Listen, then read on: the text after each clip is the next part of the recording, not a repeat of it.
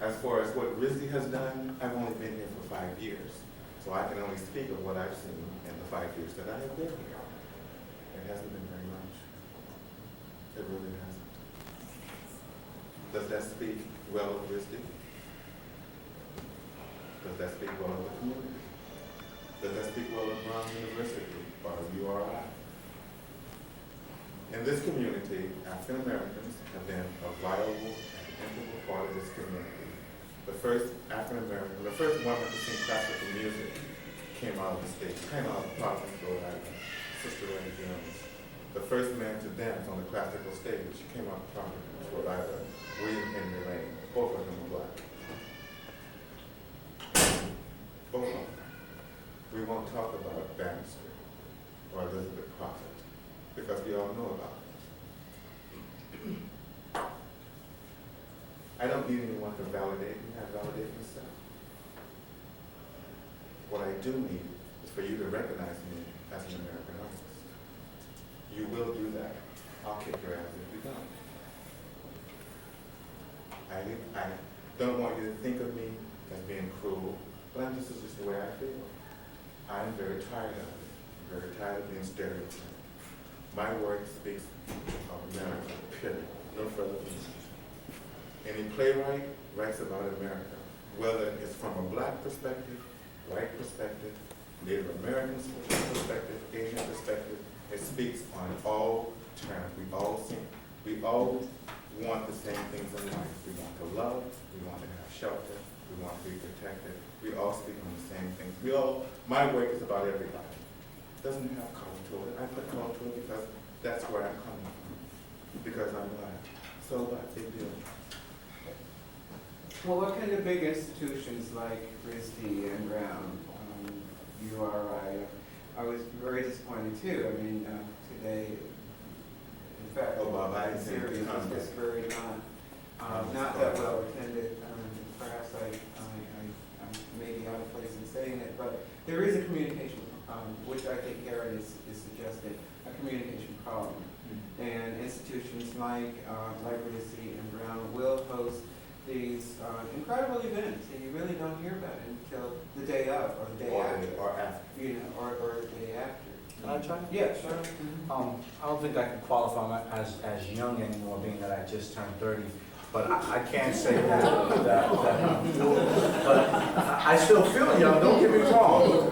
Don't get me wrong. But I'm probably the baby of this panel, and I'm sick of these panels already, and I'm sick of different organizations who get $3 million a year to do surveys on, the role of arts in the entertainment district and whether or not black people come out to see theater. I'm really getting, and so I can imagine how some of my other peers must feel here. But one of the things that I think in talking up and answering your question, and especially could speak to the fact that, Karen brought up the fact that people in our community, people close to us, don't know about the panel, is that, and this has kind of been my mantra for some time now, is that looking at institutional racism and what a lot of organizations do is they think that they're being diverse, they think that they're serving a community by putting on one black play or one black exhibit, which always feels like a token play or a token exhibit. And really, if you want to talk about breaking down racism and institutional racism and integrating places, it really starts at the top, not at the bottom. It really means that you have people in administration, people who are making decisions, who are sensitive and who have an ear to the street and who know what the community may or may not. I'm not saying they're always going to be right, but it really is about putting people in positions of power in these institutions, not just doing the one black whatever you do a year. And I don't know what the status of administration here at RISD is, but that's something that I find when I sit on panels in Mass. All these organizations, they do bring an actor up into their organization, but they don't. If you look at their administrative staff, there are no folks of color. Yeah. And who is of color or any black teachers that we have in RISD? I mean, I know we're fortunate to be taking a class from James Montfort, but other than that, all right. So what's that? You're talking 2 out of how many? What's the faculty here? I don't know. 2 out of 100. 2 out of 100. Does that make sense? When you have a student body, 5 out of 100. 5 out of 100. When you have a student body that's becoming extremely diverse, how is the young man going to ever be able to understand what it is when he's sitting in front of a teacher who is white, who has no concept of what it is to be black? No concept. He only sees color. He doesn't know what it means to be black. His work is coming from his cultural identity, period. So you're going to have someone who's going to say, this is wrong, you shouldn't do it this way, when by nature it is just right for him? Does it make sense to put someone in an environment that's going to be hostile to them to begin with? It's not diversity. Risti has a long ways to go in terms of. Oh, I'm not criticizing Risti. I don't want anyone to get me wrong. I'm not criticizing Risti. I'm just making a statement. As I think there are a lot of other institutions. Bella, I wanted to get something in, all right, in just a few minutes. Thank you. But in a few seconds. Okay, to address like a couple of things that have been said around the table, one of the things that we're talking about is what we want is cultural pluralism. We want all of our faces, all of our artwork, all of our stuff to be up and to be seen. And there's galleries and galleries that really hold homage to Eurocentric ideals and vision. And there's just not enough that involves the rest of us, that represents who we all are. But that shows the history of the collecting of this institution, and it will take a long time before that changes. So it's a process of desegregation that we're all here and feel comfortable to be seated with one another. But it's a microcosm of the greater society that we live in. We are desegregated, but we're not integrated. We're still not integrated in any of our schools, truly.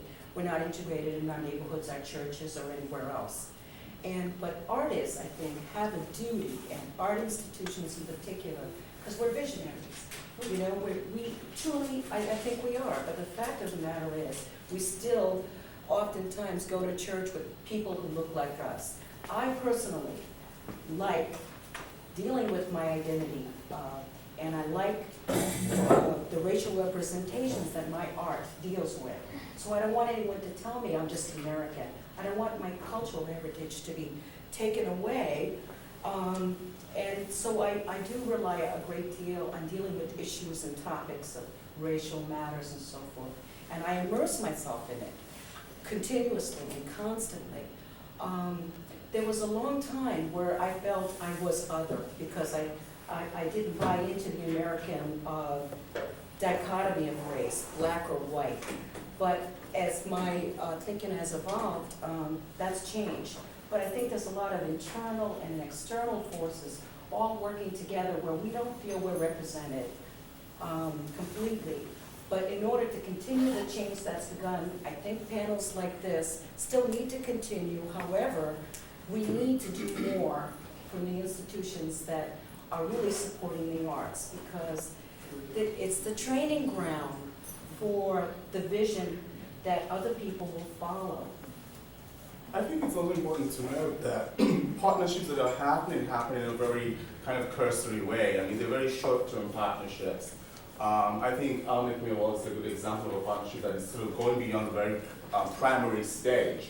And actually, you mentioned that the program I was involved with brought Faith Ringo, and actually the program in public collaborative did bring Faith Ringo, not those Winter Sundays. But I think it's important for us to look at the nature of the partnerships themselves. I think that some of the partnerships are such that African-American artists and African-American cultural groups end up being affiliated in a very kind of inferior way. I mean, the relationships are unequal.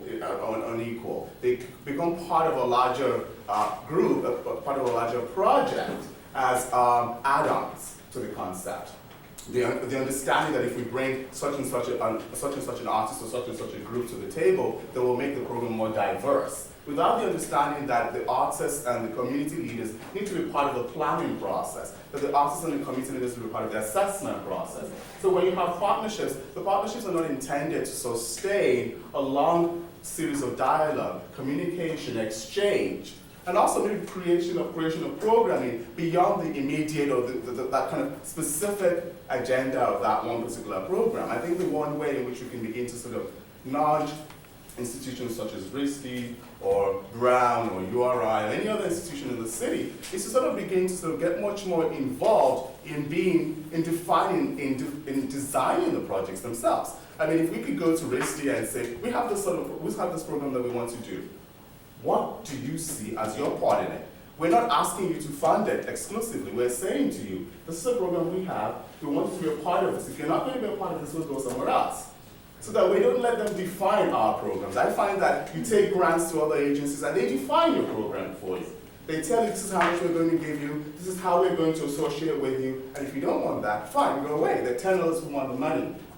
So that the programs that we end up doing, the kinds of relationships that we end up establishing are already predefined by the larger organizations that reflect the larger majority. And I think that's one of the issues that need to be addressed.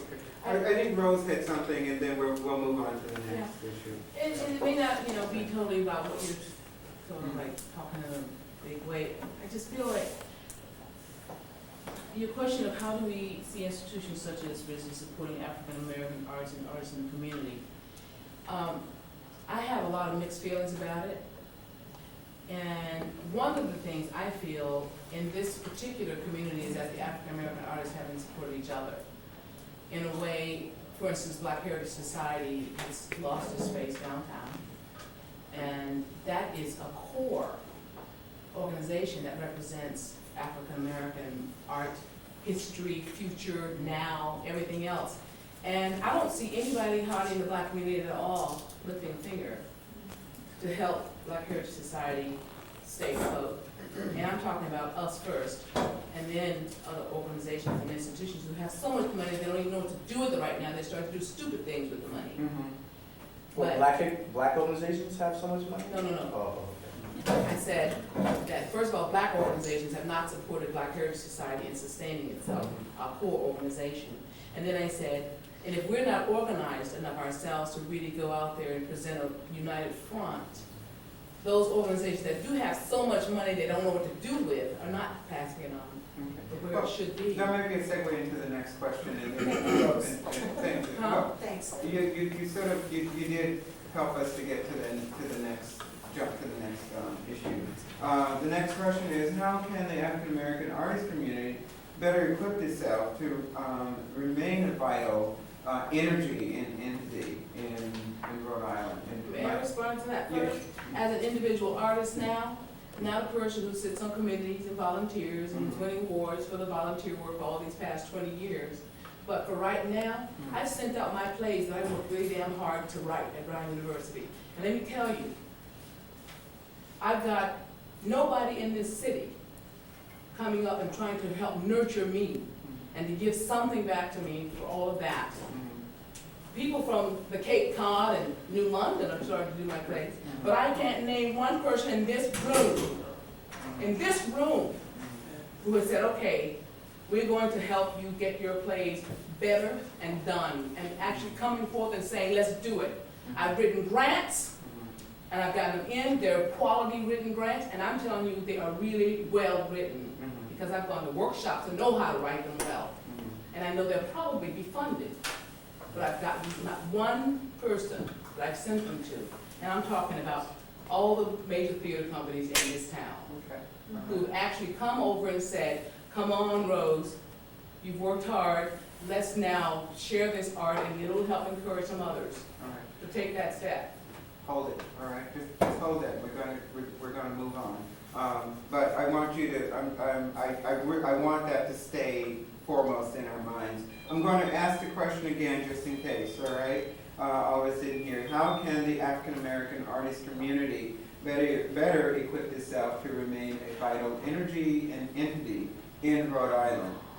We have a guy who, I'm sorry, I'm sorry, my name is Kevin Oliver. Kevin, okay, and your hand's been up, so. Yeah, I speak, I'm a filmmaker, I'm Okay. a writer, I'm a director, and I just have to say this, because I came in and was saying, I found out about this like last minute, and unfortunately, I have a good relationship, excuse me? No, I'm just talking about it. Oh, no, I found out through Karen, and I'm a grad student now at Brown, but I've worked on every major motion picture that's been shot in New England in the last 2 years. When I first moved back to New England, I lived in Atlanta, I lived in the Caribbean, I produced the first televised election in the history of the United States Virgin Islands. I came back here and I was flat out told that my portfolio was too black, okay? And, you know, I'm as high yellow as it comes. And when you say my portfolio is too black, and unfortunately, there are people like me and everyone here and that really have something to offer, but you cannot have a renaissance unless it's inclusive. And what's happening is there is no culture here. It's a mirage. It's like we can sit around, you know, talking about it all day long. But until people have the autonomy to make the decisions and just say, okay, here's funding for this, here's funding for that. Period. End of story. Do your thing, you know, and stop making pit people against one another. You know, this one against that one, and all this slick-handed. Well, here's the money, and then I'll get this group against that group, this group. Right now, with all the films that are being made here, I'm a writer. I have 6 screenplays under my belt. I've negotiated with Turner, Paramount, and everyone else. And I work for Michael Correnti as an assistant director, and I came in on the ground level. I work for the Fowley Brothers and everybody else. And I have 6 screenplays. And like Rose is saying, I'm not going to be up here begging for my work to get done. You know what I'm saying? And I think that that's what really has to happen. It's unfortunate that we come in a room like this, and I came in half-cocked because I was kind of agitated a little bit. I'm an angry black man, as they say. I recall that too. I feel it's really now with Rose Reeves' energy, what she's feeling, and what the panel is saying. It's like, I'm not going to go against the brothers over here and the sisters over here. I'm not going against Rose because there's an invisible hand who's dangling this carrot saying, well, I'm going to pit one against the other, and whoever survives is going to get the coin. And that's sad because, you know, you see this, all this stuff, so culture and water, fire, and everything else, right? You don't have culture. African American culture is the #1 imitated culture in the world. All right, can we get? I'm sorry. I'm sorry. It's okay. I like the energy from. I encourage the energy from. But I'd like to get some words from the panelists. Don, I like that energy. Kevin, I feel like it's a great segue, and I get to experience that fire every Wednesday. We have about nine of us who are trying to put together some serious grassroots. We're going to have a midnight production where we're going to do some stuff dealing with some adult content at the Black Art. And Kevin's one of the actors that's working with us, actors and writers. But what I wanted to talk about is that he talked about the hand that kind of can pit us against one another. And I definitely don't want to get into anything back and forth or make it personal, but Black Rep is one of the theaters that has received some of the plays by Rose